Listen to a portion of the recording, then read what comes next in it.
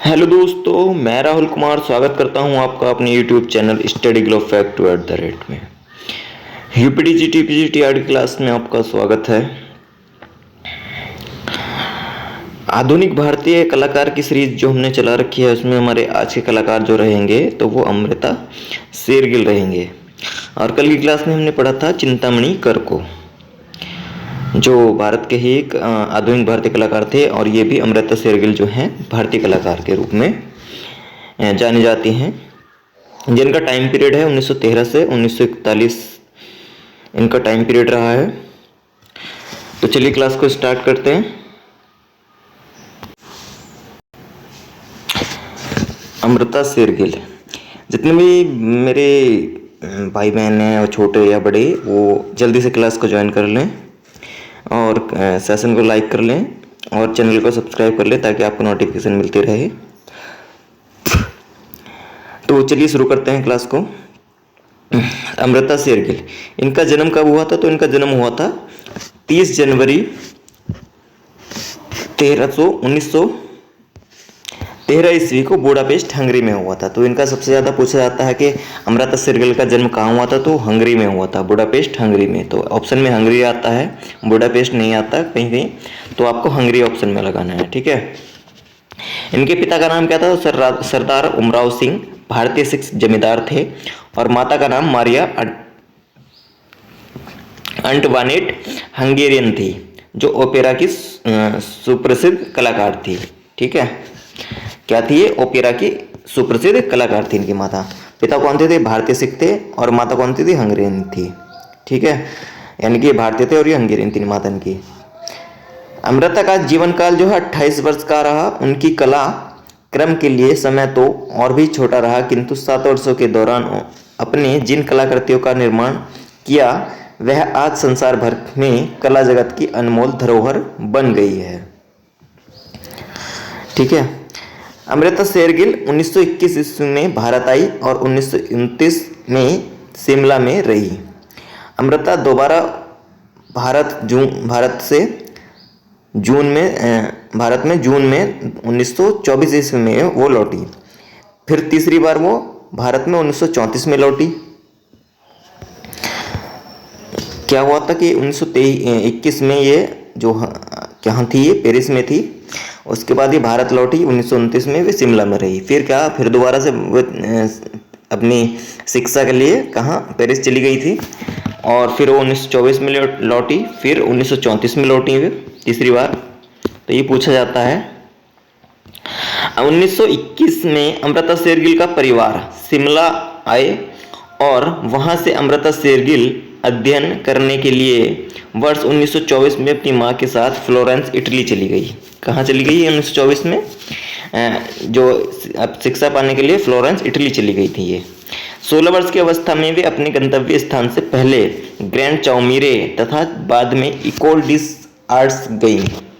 अमृता ने पेरिस में एक स्टूडियो की स्थापना की, लेकिन कलाकार विवान सुंदरम जो उनके भतीजे थे तथा भारतीय परंपरा उन्हें भारत की तरफ खींच लाई।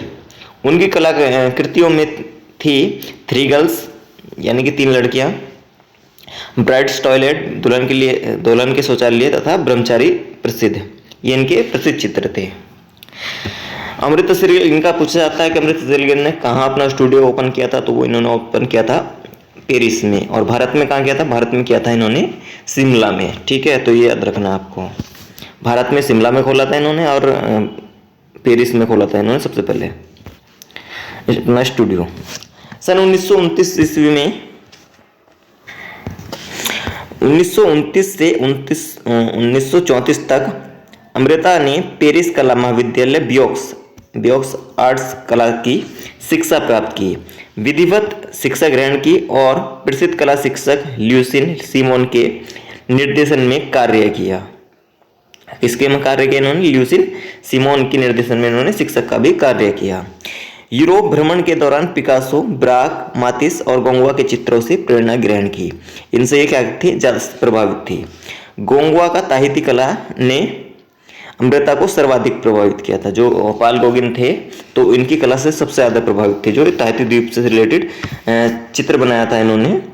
जो पॉल गौगिन थे ये कौन थे? जो उत्तर प्रभाववाद के कलाकार थे। जो उत्तर प्रभाववाद में 3 कलाकार हुए थे आपके, सबसे पहले पॉल सेजान, फिर वान गो, फिर आपके पॉल गोगिन। ये तीनों उत्तर प्रभाववाद के जो कलाकार थे। ठीक है, तो सबसे ज़्यादा प्रभावित किससे थी? ये पॉल गोगिन से प्रभावित थी। ये जिनका चित्र था ताहिती द्वीप से। ठीक, नेक्स्ट देखते हैं। 1934 में भारत लौटने पर शिमला के समीप ही समर हिल पर अपना छोटा सा स्टूडियो बना लिया था इन्होंने। 1934 में क्या किया इन्होंने, जो है भारत जब ये लौटी तीसरी बार, तो शिमला के समीप ही समर हिल पर अपना छोटा सा स्टूडियो बना लिया था इन्होंने। वर्ष 1934 में जब अमृता शेरगिल भारत आई तो उन्हें भारतीय लड़कियां नामक चित्र पर नई दिल्ली के all India fine arts and crafts society की प्रदर्शनी में स्वर्ण पदक प्राप्त हुआ था। तो ये क्वेश्चन बहुत बार आता है कि अमृता शेरगिल को कौन से चित्र पर स्वर्ण पदक मिला था? तो ये भारतीय लड़कियां पर इनको स्वर्ण पदक मिला था। और एक बार पूछा जाता है कि राजा रवि वर्मा को स्वर्ण पदक किस पर मिला था? तो वो नायर महिला को बालों को गूंथते हुए जो चित्र बनाया था उन्होंने, तो उस पर उनको स्वर्ण पदक मिला था। किसने दिया था? वो राजा ने, त्रावणकोर के राजा ने उनको स्वर्ण पदक दिया था। ठीक है, और इनको किस पर मिला था? भारतीय लड़कियां जो इनका चित्र है।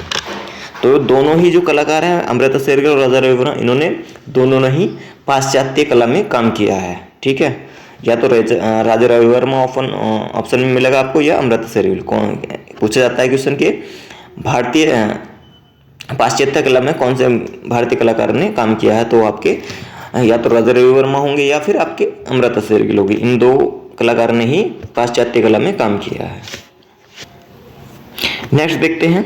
वर्ष 1936-37 के मध्य उन्होंने समस्त भारत का पर्यटन किया और सर्वप्रथम उन्होंने अजंता के विशाल तथा भव्य भित्ति चित्रों को देखा और भारतीय कला जीवन से प्रभावित हुई। इन पर प्रभाव किस चीज़ का पड़ा था? एक तो पॉल गॉगिन की कला का पड़ा था, और भारत में किसका पड़ा था? भारत में पड़ा था अजंता के चित्रों का। कब पड़ा था? 1936 और 37 के मध्य। तो ये भी बहुत बार पूछा जाता है कि भारत में अजंता के चित्रों पर किसका प्रभाव पड़ा था, किस कलाकार के ऊपर प्रभाव पड़ा था? तो वो आपके अमृता शेरगिल थी। ठीक है, एक अजंता के चित्रों पर किसका प्रभाव पड़ा था? आपके नंदलाल बोस पर। ठीक है, अमृता शेरगिल से संबंधित जो प्रश्न पूछे जाते हैं तो वो हैं, पहला क्वेश्चन है अमृता शेरगिल के कार्य को किसने प्रोत्साहित किया था? तो यामिनी राय ने किया था। कहीं कहीं ऑप्शन में आपको पॉल गॉगिन मिलेगा, तो जो प्रोत्साहित किया था वो यामिनी राय ने किया था। पॉल गॉगिन से इन्होंने जो ये प्रभावित थी। ठीक है, प्रोत्साहित किसने किया था? यामिनी राय ने किया था। प्रभावित किससे थी ये? आपकी पॉल गॉगिन से थी। तो कहीं कहीं बुक में आपको पॉल गॉगिन भी सही हुआ मिलेगा, कहीं कहीं आपको यामिनी राय सही हुआ मिलेगा। तो उसमें सही आपका यामिनी राय होगा। ठीक है, वह आधुनिक चितेरी जिनके चित्रों में पाश्चात्य संयोजन एवं यथार्थवाद का प्रभाव था। यथार्थवाद यानी रियलिस्टिक का प्रभाव था। तो वो कौन थे? तो वो अमृता शेरगिल थी। यथार्थवाद का प्रभाव अमृता शेरगिल की पेंटिंग में भी है, पाश्चात्य संयोजन और यथार्थवाद। और आपके राजा रवि वर्मा ने भी जो है यथार्थवाद में ही काम किया है, रियलिस्टिक काम किया है बिल्कुल, और पाश्चात्य संयोजन में काम किया है। नेक्स्ट देखते हैं, भारतीय वेशों को पाश्चात्य शैली में के किसने चित्रित किया था? तो अमृता शेरगिल की तरह। तो भारतीय विषयों को पाश्चात्य शैली में एक तो अमृता शेरगिल ने चित्रित किया है, और आपके एक राजा रवि वर्मा ने किया है। तो ज़्यादातर अगर दोनों ऑप्शन में है तो सबसे पहले आपको राजा रवि वर्मा पर लगाना है, क्योंकि वो बड़े कलाकार हैं। ठीक है, और इनसे पहले भी हैं उन्हें, क्योंकि आधुनिक चित्रकला का पिता भी कहा जाता है,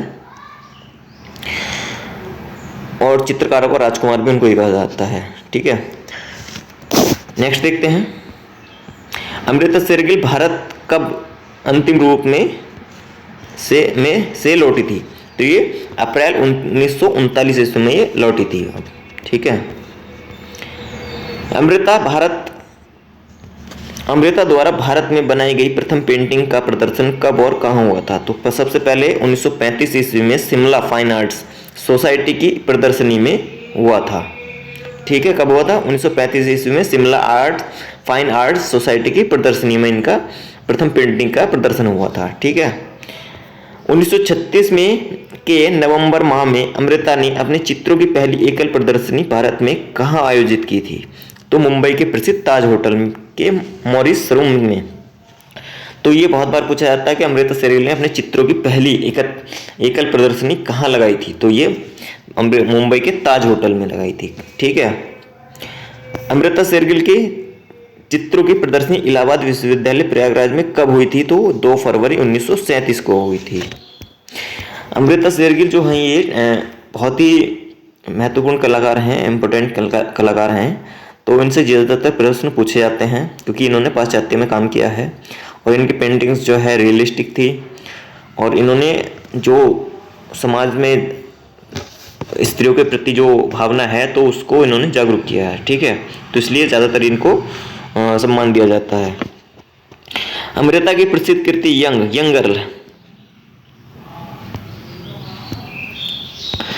गर्ल 1932 में ऑयल ऑन कैनवास जिसका माप है 133 बाई 134 सेंटीमीटर वर्तमान में कहाँ सुरक्षित है? तो आपकी national gallery of modern art नई दिल्ली में है। ठीक है। National gallery of modern art नई दिल्ली यानी कि राष्ट्रीय आधुनिक कला संग्रहालय नई दिल्ली। ठीक है। अमृता शेरगिल की प्रसिद्ध तेल पेंटिंग 3 महिलाएं, ठीक है, कहाँ सुरक्षित है? तो ये भी आपकी राष्ट्रीय आधुनिक कला संग्रहालय नई दिल्ली में यानी कि national gallery of modern art नई दिल्ली, जिसको इंग्लिश में बोला जाता है, इसको NGMA। ठीक है। नगमा national gallery of modern art नई दिल्ली। इरविन बख्टे भारतीय संस्कृति के लेखक कौन थे? तो अमृता शेरगिल के मामा थे ये। इरविन बख्टे कौन थे? ये भारतीय संस्कृति के लेखक जो थे तो कौन थे ये? तो अमृता शेरगिल के मामा लगते थे ये इरविन बख्टे। किसे अंग्रेजी कवि बायरन का संस्करण कहा जाता है? किसे कवि बायरन का भारतीय संस्करण कहा जाता है? तो ये अमृता शेरगिल को कहा जाता है। क्या कहा जाता है? बायरन का भारतीय संस्करण किसको कहा जाता है? तो अमृता शेरगिल को कहा जाता है। अमृता शेरगिल की बहन का नाम क्या था? तो इंदिरा इनकी बहन का नाम था। अमृता शेरगिल विवान सुंदरम के रिश्ते में क्या लगते थे? तो इस क्वेश्चन को समझना। अमृता शेरगिल विवान सुंदरम के रिश्ते में क्या थी? तो ये मौसी लगती थी इनकी। ठीक है। कौन लगती थी ये? अमृता शेरगिल इनकी विवान सुंदरम की मौसी लगती थी और ये क्या लगते थे? इनके भतीजे लगते थे, भांजे। अमृता शेरगिल मुख्य रूप से किस कलाकार से प्रभावित थी? तो ये क्वेश्चन बहुत बार पूछा जाता है आपका। तो पॉल गॉगिन से ये प्रभावित थी। अमृता शेरगिल के सर्वाधिक 30 चित्र कहाँ सुरक्षित हैं? तो राष्ट्रीय आधुनिक कला संग्रहालय नई दिल्ली में। ज़्यादातर जितने भी हमारे आधुनिक कलाकार हैं उनके सबसे ज़्यादा चित्र आपको राष्ट्रीय आधुनिक कला संग्रहालय नई दिल्ली में ही मिलेंगे।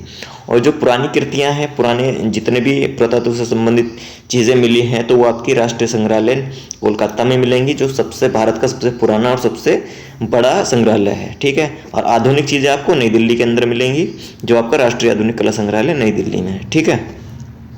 अमृता शेरगिल ने अपना स्टूडियो कहाँ बनाया था? तो पेरिस में बनाया था। और भारत में कहाँ बनाया था? शिमला में बनाया था। ठीक है। दक्षिण भारत की यात्रा के दौरान अमृता बम्बई में किससे मिली थी? तो ये कार्ल खंडालवाला से मिली थी। मुंबई में किससे मिली थी? कार्ल खंडालवाला से मिली थी, जिनकी पेंटिंग कौन सी है, पुस्तक कौन सी है? द पहाड़ी मिनिएचर, इनकी जो बुक लिखी हुई थी इन्होंने। ठीक है। नेक्स्ट देखते हैं। 22 नवंबर 2018 को भारत में सोथबे की पहली नीलामी में अमृता शेरगिल की कृति the little girl in blue कुल कितने रुपए में बिकी थी? तो ये कितने रुपए में बिकी थी? ये 18.69 करोड़ में रुपए में बिकी थी। 18 करोड़ 69 लाख रुपए में ये जो है इनकी पेंटिंग्स बिकी थी।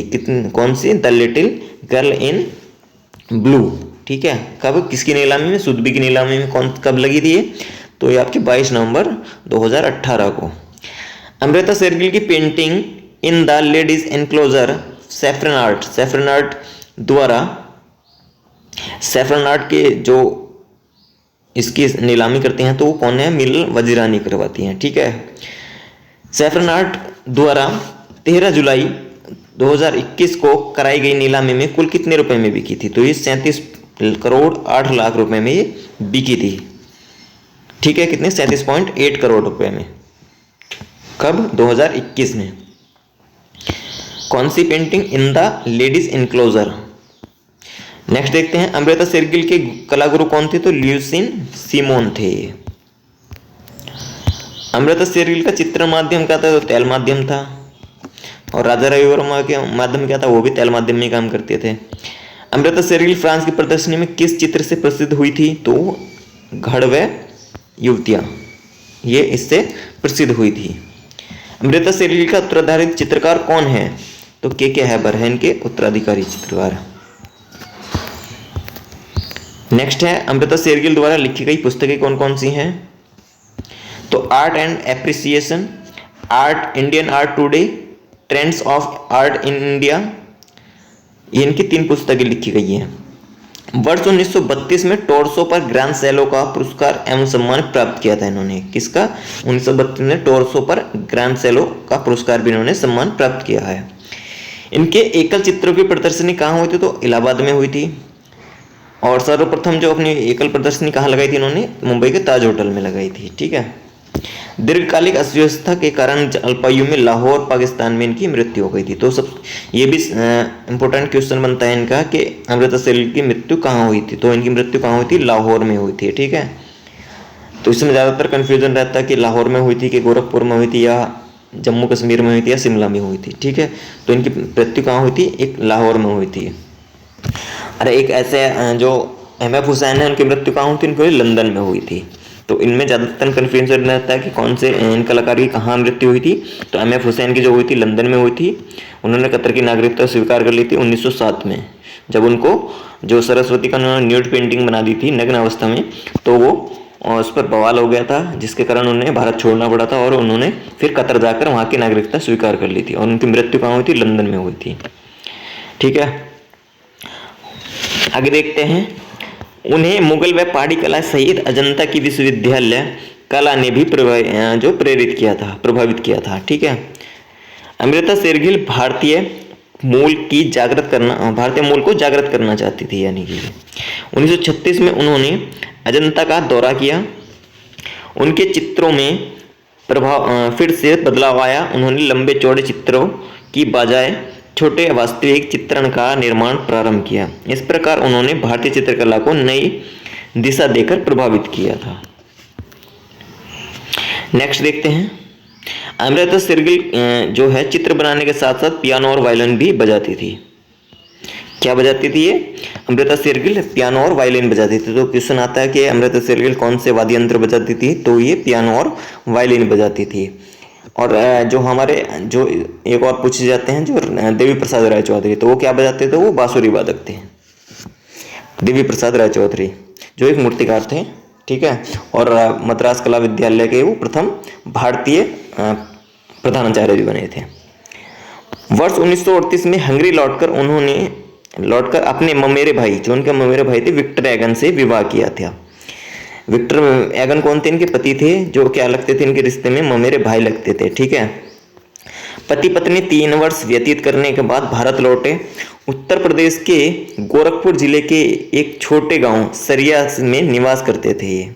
कहाँ, उत्तर प्रदेश का जो गोरखपुर जिला है, तो ये क्या करते थे, एक छोटे गांव, जो गांव का नाम है सरिया में, वो निवास करते थे। कौन, विक्टर एगन। अमृता शेरगिल के चित्रों में विषाद की झलक दिखाई पड़ती है। तो ये भी क्वेश्चन पूछा जाता है कि अमृता के चित्रों में किस की झलक दिखाई देती है, तो आपको विषाद आता है, उल्लास आता है, और भी 1-2 ऑप्शन आते हैं, तो आपका विषाद जो है सही है। उनके चित्रों में उदास, दुखी और बड़ी बड़ी आंखें, खाली सीढ़ियाँ, दुबली पतली उंगलियां, निराशा और खालीपन दिखाई देता है। अमृता शेरगिल के जो प्रमुख चित्र हैं, तो वो देख लेते हैं कौन कौन से हैं। तो मदर इंडिया बनाया है इन्होंने, हिलमैन जिसको पहाड़ी आदमी बोलते हैं, हिल यानी कि पहाड़ी और मैन आदमी। ठीक है। हिलमैन पहाड़ी आदमी, हिल वुमेन, 3 बहनें, पोर्ट्रेट ऑफ माय फादर इन्होंने चित्र बनाया है। और पोर्ट्रेट ऑफ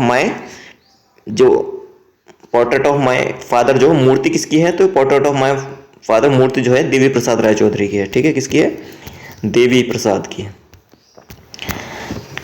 यानी कि उन्होंने क्या बनाया था, जो देवी प्रसाद जी के पिताजी थे, तो उन्होंने अपने पिताजी का जो एक प्रतिमा बनाई थी, पोर्ट्रेट बनाया था उनका। ठीक है। सदैव जो मूर्ति बनाई थी उन्होंने। और चित्र किसने बनाया था, तो ये चित्र अमृता शेरगिल ने बनाया था। तो इसको आप अच्छे से याद रखना। मूर्ति अगर पूछा जाए तो देवी प्रसाद राय चौधरी ने बनाई थी, पोर्ट्रेट ऑफ माय फादर, और चित्र बनाया था अमृता शेरगिल ने। ठीक है। केले बेचते हुए, हाट जाते हुए, हाट बाजार, गणेश पूजन, ब्रह्मचारी, टू वुमेन। सबसे ज़्यादा जो इन्होंने जीनर चित्र बनाए हैं, जीनर चित्र यानी कि जन सामान्य से रिलेटेड जो सामाजिक चित्र होते हैं, जीनर चित्र उनको कहा जाता है। तो सबसे ज़्यादा इन्होंने जीनर चित्र बनाए थे। नेक्स्ट देखते हैं दी स्टोरी ऑफ टेलर। हल्दी पीसती औरतें, ये भी बहुत बार पूछा गया इनका। हल्दी पीसती औरतें, सिख गायक, विश्राम करती स्त्री, हाथी का स्नान, बालिका वधू, त्रावणकोर के बालक, स्त्रियां, नीलवसना इत्यादि, बच्चों गोद में लिए साधारण महिला, कहानी कहती हुई औरतें, ऊंट, दो हाथी। और जो इनका अमृतसर गिल का प्रिय रंग कौन सा था, तो सबसे ज़्यादा पूछा जाता है अमृतसर गिल का प्रिय रंग कौन सा था। तो प्रिय रंग जो था लाल था। इसको आप एक तो ऐसे याद रख सकते हैं, अमृतसर गिल का प्रिय रंग कौन सा था, लाल। और जो आपकी मोनालिसा पेंटिंग है तो उसमें लाल रंग की टोन से ही सबसे ज़्यादा, उसमें लाल रंग की टोन से ही उसको चित्र बनाया गया था जो मोनालिसा है, ठीक है। तो उसमें लाल रंग का प्रयोग ज़्यादा हुआ है, लाल रंग की टोन से ही उसमें चित्र वो बनाया गया है। तो लाल रंग किस में है, अमृतसर गिल का ही प्रिय रंग है। इनका एक कथन है, कथन क्या है इनका, मैं रंगों को पूजती हूँ, कला का संबंध आत्मा से है, कलाकार के रूप में भारत में ही उनकी कर्मभूमि है और ऐसा लगता है कि भारत में ही काम कर सकूंगी। तो ये मैं रंगों को पूछती हूँ, ये कथन किसका है, एक प्रश्न पूछा जाता है, तो ये अमृता शेरगिल का प्रश्न है, ठीक है।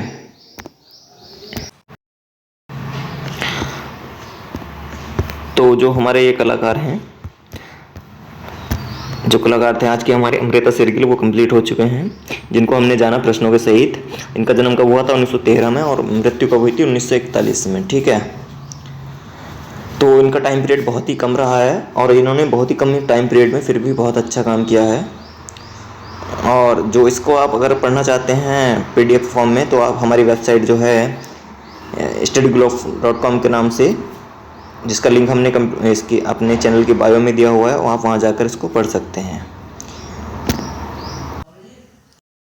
ये हमारी वेबसाइट है जो आधुनिक कला का, इसमें सारे टॉपिक्स मिलेंगे आपको UPTGT से संबंधित, जिसमें आधुनिक कला का टॉपिक्स अलग से हमने इसका टैब अलग बना हुआ है। पाश्चात्य कला से संबंधित जितनी पोस्ट है हमने इसमें वेबसाइट पर डाल रखी है और इसकी चैनल पर प्लेलिस्ट भी बना रखी है। तो इसमें आपको आधुनिक कलाकार से संबंधित सारी पोस्ट मिलेंगी, पाश्चात्य कला से संबंधित सारी पोस्ट मिलेंगी और कैटेगरी में आपको अलग से मिलेगा। इसमें आपको कला के तत्व से संबंधित गुफाएँ, चित्रकला, सटांग, छापा कला और आपके पहाड़ी शैली, बंगाल शैली, राजस्थान शैली, मुगल शैली, अभ्रंश शैली और आपकी पाल शैली, जैन शैली, सारी टॉपिक्स इसमें मिलेंगे, ठीक है। तो आधुनिक कलाकार से संबंधित जो है आप इस टैब में जाएंगे,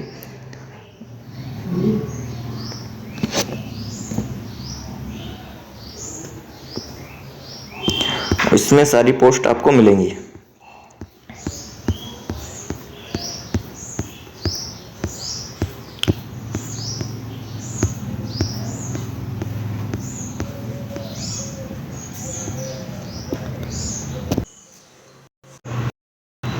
ये आपकी अमृता शेरगिल का टॉपिक्स हैं जी दी, इसमें आप यहाँ से पढ़ सकते हैं इसको आसानी से। जितने भी हमने कलाकार टॉपिक्स कवर कर लिए हैं वो सारे आपको इस वेबसाइट पर मिल जाएंगे, आधुनिक कला वाले टॉपिक्स में।